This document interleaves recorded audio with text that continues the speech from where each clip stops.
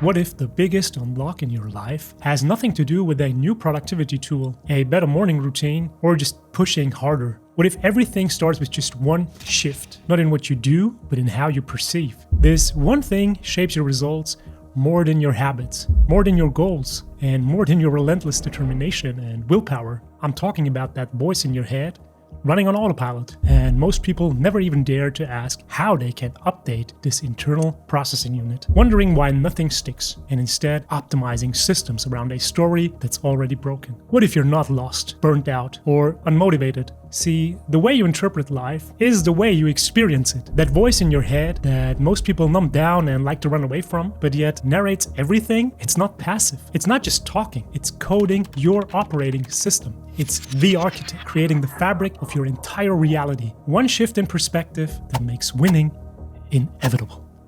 And you can tap into that shift today. Here's the part that changed everything for me. The thing is, chances are high that you're not just tired, you're mentally congested. Too many inputs, not enough integration. No unified framework for why you're doing what you're doing. You have to understand that your narrator, always running in the background, it's not describing what's real. Instead, it's expressing your beliefs. And with that, it's in fact creating your reality. And most importantly, how you think and feel about all of it. See, I didn't make this up, and this isn't self-help fluff either. It's grounded in decades of psychology. So, hear me out. Martin Seligman, the father of positive psychology, calls this your explanatory style. How you explain the world to yourself.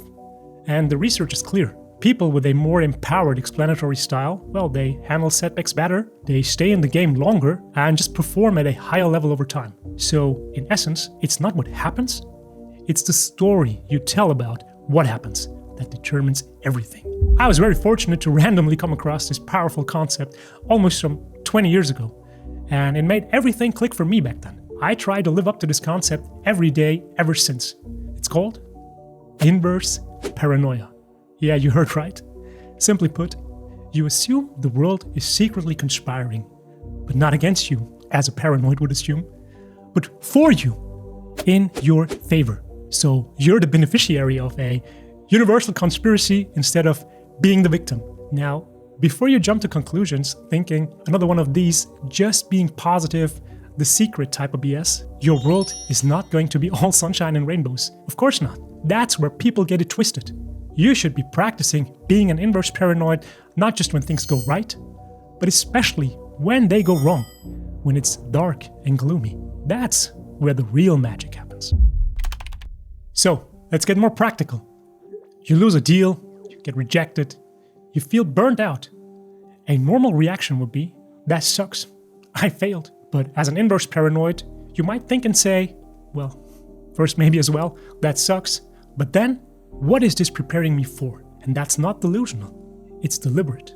A conscious choice to interpret every event, even pain, as something that's here to serve your growth. So you really want to take control of your outcomes, but there's a part of you that still might be thinking, sounds very much like some oversimplified bogus that I'm being served here. Let me show you what it looks like in the darkest of times. Viktor Frankl, a Holocaust survivor and psychiatrist, wrote, "Between stimulus and response, there is a space.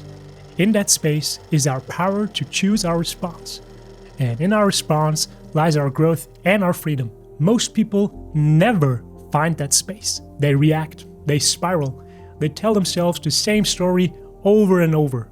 Frankl was imprisoned in a concentration camp. He lost his entire family, his home, but he didn't lose agency. He found meaning inside suffering, not after it, in it. He chose to believe, even in the darkest of circumstances, that there was still meaning, still purpose. If he could do that under those conditions, what's stopping us to find that space to reframe?" This isn't just theory, at least for us, as we have experienced the power of that mindset firsthand. A few years back, my brother and I were building this hardware startup, food tech, direct-to-consumer, vertically integrated along the entire value chain. At least, that was our grandiose ambition. So, not your typical Silicon Valley software-as-a-service cocktail, but a crazy moonshot nonetheless. So we were chasing a seed round, polishing decks, courting VCs. The energy was really high. The pressure, even higher.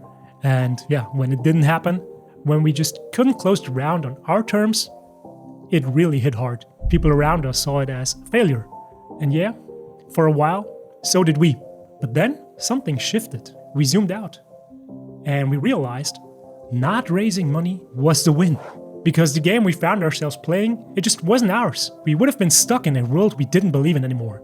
Pushing artificial valuations, playing round-to-round hopium, performing for boardrooms, and crafting pitches for the greater fool, all while slowly sacrificing what actually matters: sovereignty, truth, a life we'd be proud of when no one's watching. So, what did we do? Well, we braced ourselves for all the laughter and ridicule from the sidelines and straight up walked away from a deal that just didn't sit right with us. Our guts were screaming, let's get out of here now. And that's what we did. We decided to cut our losses and pull out. And honestly, it was probably one of the best aligned decisions we've ever made. Because we weren't building to flip, no, we were building to transform. Not just products, but ourselves. And that's what most people unfortunately miss. Because success at the wrong game is the fastest path to regret. That moment back then truly felt like a loss, no doubt about it. But looking back, it was actually the first time we started playing the right game, our game. Can I be real with you for a second? This video, this idea, isn't just a mindset trick, it's the first domino. Because if you don't shift the way you see, you might end up optimizing your way into a life you don't even want. You might get really good at playing a game that was never yours to begin with. That's why this comes first. Not another habit, not another dashboard, but a new perspective. Because when you're able to deliberately shift that, you have full agency over your life's trajectory. This is the foundation of everything we're doing here with Second Nature. Not just tweaking routines, but designing lives that actually fit who we are. Lives that feel aligned, sustainable, true. And it all starts with a new overarching frame, a new story, a new way of seeing what's been in front of us the whole time. So, let's bring this back to earth, because I know what you might be thinking. You've got a solid career with momentum, you've built some systems, you track habits, run your routines, you maybe even read Naval and listen to podcasts at maybe 2x, but something still doesn't feel right, like something's just not clicking. Every day ends with a whisper of, am I actually on the right path? You know you're capable of more, but you keep hesitating, overthinking. And that inner voice, simply wanting to protect you, it kicks in. What if I fail? What if I lose everything I've built? And instead of acting, you optimize your Notion dashboard again. I guess we've all been there before. And I don't know about your LinkedIn feed, but mine is full of these AI is going to replace us all doomsday prophecies. Not the best environment to not be anxious and act clear-headed instead. Come on. Deep down, we all know that there must be a better way. We don't need another tweak or tactic. We need to ask better questions. We need to reflect, which can be a very hard thing if you're not just going through the motions and running in circles while just daydreaming about your new venture or how you are going to improve your life in general. I mean, if you look at the etymology of the word reflect, where it's coming from, it literally means to turn or bend something back. But that's what most people desperately need, a very honest assessment, a new theology of effort. As Alex Hormozi puts it, you don't lack motivation, you lack clarity. So the first step, shift your lens. What if everything that's frustrating me today is preparing me? What if this chaos is just my curriculum? What if this detour is exactly what I need? What if the discomfort is the doorway? That not so subtle shift, that's leverage. Because now, nothing can stop you. Every no is just information. Every loss, strength training. Every delay, just preparation. That's the difference between the person who bounces and the one who builds. We want to move from hesitation to momentum.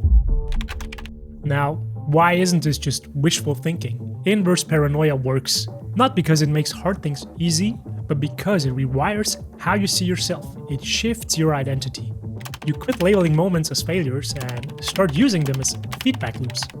Nassim Taleb calls this anti-fragile, when stress makes you stronger. When setbacks are a catalyst to propel you forward, when that mindset becomes second nature, something wild happens. As crazy as this may sound, you might actually start welcoming obstacles, not in some masochistic way, but because you know what they'll make of you. Of course, it's not about hoping for tragedy. Some pain doesn't build character, like terminal illnesses or losing loved ones. It just breaks you. But the everyday resistance, the stuff that used to knock you off course, that becomes training ground. As JFK famously put it, do not pray for easy lives, pray to be stronger men. Tired of feeling like an NPC in your own story? The author, Donald Miller, said it best. We're not just characters in a story, we're the ones writing it. So, this inner ghostwriter, you can train it. Your story, it can be rewritten by a more empowered version of you that takes on full agency. This is how you stop reacting to life and start sitting in the driver's seat. Just like software, one line of code can change the whole output. Now, you might be thinking, okay, I get it, powerful mindset, but isn't that just a clever way of giving up? Like, something happens, you reframe it, and then just move on? Isn't that just giving up in disguise? And honestly, that's a very fair concern. But this isn't about lowering your standards and pretending the goal didn't matter. It's about reinforcing why it mattered and finding a more adaptive way forward. In systems thinking, there's a pattern called eroding goals archetype that conceptually describes this kind of equilibrium-seeking dynamic behavior. And here's how it works. You start with a big goal and high standards, something meaningful, and you hit resistance. And instead of pushing through, you quietly adjust your goal to make the discomfort and dissonance in your psyche go away. You tell yourself, maybe I'll just aim for a B instead of the A. Sounds harmless and rational, but over time, it becomes a loop and quietly chips away at self-trust. Lower the goal, feel better, perform less, lower the goal again. That's how erosion happens. Not through one big failure, but through small compromises repeated daily. Now, of course, there's nuance here. Knowing when to persist, when to pivot, when to let go. That's not always obvious. It's not a formula. It's a judgment call. And honestly, that's a whole other conversation we'll unpack another time. But here's what I know. When you're clear that the goal still matters, when it's aligned with who you are and where you're going, that's when inverse paranoia becomes your best ally. It keeps your goal intact. You don't say, maybe it wasn't meant to be. You say, this is preparing me for it. You don't abandon the mission. You reframe the setback as training for the exact thing you're building toward. That's not slacking, it's strategic resilience. It's about staying committed to your goals, even when the path gets tough. Yes, this identity shift can be powerful, but it's anything but automatic. It's not a hack, it's a practice. You have to choose the empowered frame again and again and again. But eventually, it will become second nature. You don't force it forever. You train it. You earn it. Until it becomes who you are. Alright, ideas are great, but let's get tactical. So here's how I actually practice all of this. Step 1, the pause. Because, well, I'll be honest with you, my feelings and instincts will certainly lead me astray and straight into the ditch. Which is why the moment I feel triggered, stuck, or embarrassed, I try to catch that first impulse, but unfortunately still fail in doing so from time to time, ending up yelling things I probably shouldn't say out loud here. Yeah, I'm not exactly zen yet, but here's what I know does help calm my lizard brain and instead mobilize my outermost prefrontal layer, that wiser part of me in such situations, especially when my brother Sarah is not around to talk me down. I try to zoom out and I ask, what's the bigger picture here? What would future me see that I'm just missing right now? How might this be happening for me? And then rewrite that script. I mean, literally, in a journal. Take the event, flip the story. You can't just think your way into a new worldview. You have to embody it. You have to live your way into it. And you know what? Writing is that perfect first step to bring it into existence. Think of your pen or your keyboard as a magic wand. Again, this isn't about good vibes only and pretending everything's great. It's not toxic positivity, it's choosing to believe everything is useful. It's high agency living. It's choosing to be the kind of person who doesn't just survive setbacks, but transforms through them. Big difference. It's choosing sovereignty over suffering, process over panic, and long game over dopamine. And that, my friends, makes you dangerous in the best way. Because when failure fuels you, when pain polishes you, when every no sharpens your focus, there's not much that can stop you. And like anything that matters, you won't master it overnight. please understand this. The first few times you try it, it will feel fake, forced, unnatural, but then something clicks. The voice shifts. The inner narrative starts sounding less like doubt and more like direction. That's what we're trying to do here. Being deliberate about who we want to be. Letting go of our conditioning and stepping into our new self. You do it enough times and eventually you become the person who moves like this without thinking. Not forcing, just becoming. So, let's wrap things up and tie it all together to make winning truly inevitable. You stop attaching your self-worth to outcomes. Instead, you gain power and pave your path to success with the right interpretation. You stop seeing failure as the opposite of progress and start seeing it as an essential phase of mastery. Like Naval used to say, play long-term games with long-term people. But here's the catch. You can't even play the long game if something in you is sabotaging you and quitting midway. Or worse, if you're not even sure why you're playing. Optimizing the wrong story would just make you a faster hamster. You can't shortcut the process without skipping the very lessons that prepare you for what's coming next. Seriously, let that sink in. The other day I was watching my 7-year-old nephew playing Super Mario World on my old Super Nintendo. He was using a profile where all the levels were already unlocked. Sounds fun, right? Except it wasn't. At least for him. He kept falling into the same pit over and over. No idea what to do. Getting frustrated, of course, and yeah. What did he do? He just skipped to the next level. But each one got harder, and each one exposed to skills he never built by struggling through the earlier ones. Here's the point I'm trying to make. Life's the same. You don't need to be further along. All that anxiety is really not serving you. Drop it. You just need to learn to narrate your journey better. So, want to make this real? Try this for 7 days. Every time something throws you off, pause. Take a breath, zoom out, and then ask yourself, what if this is the best thing that could have happened right now? A gift from the heavens, an opportunity in disguise. Watch what shifts. You'll be shocked, because when you change the frame, you change the game. This is bigger than a video. This can be your new life. And if this landed with you, subscribe.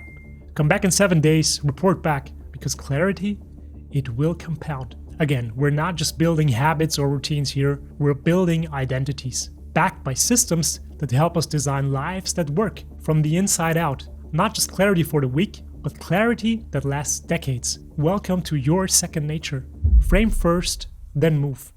Story before system. When we get the inner game right, everything else starts playing out the way we truly want it to be.